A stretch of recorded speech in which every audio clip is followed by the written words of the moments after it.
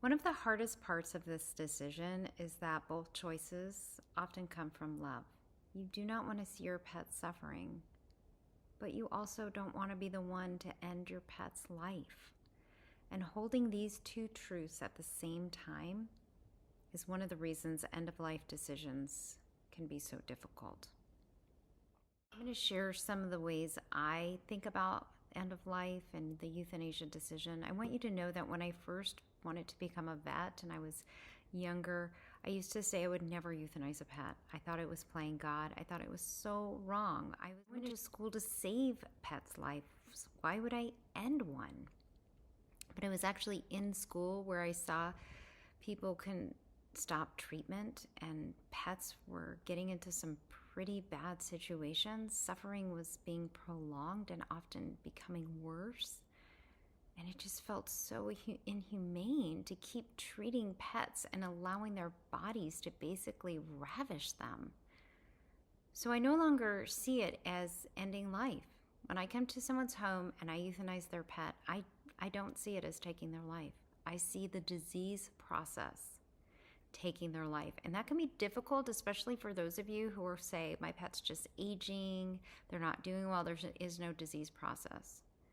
Make no mistake, aging is the body failing.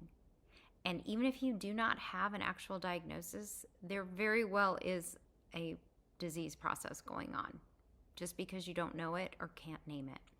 I've seen that happen with really skinny cats who, they look horrible and someone will say, well, they're just old. Well, that's not just old. That's probably organ failure due to age.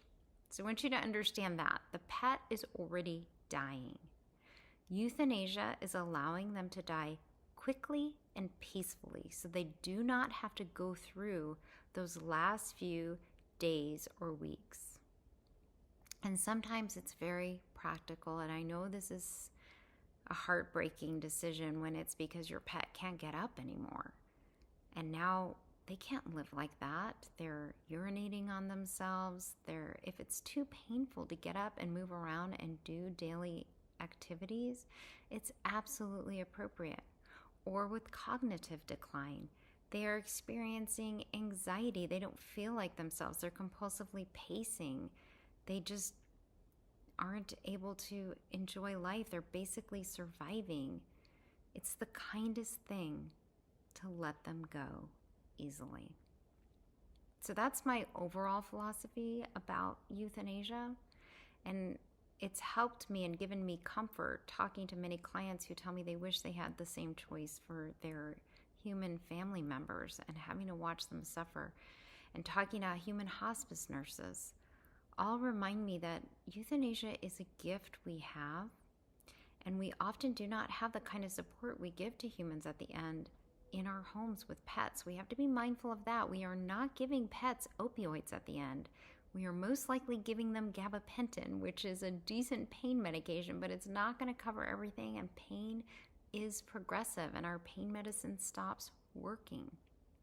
So I hope that you can come to peace with the idea that euthanasia is a peaceful decision and you want to prevent suffering. And I think a lot of people, that's why they make the decision.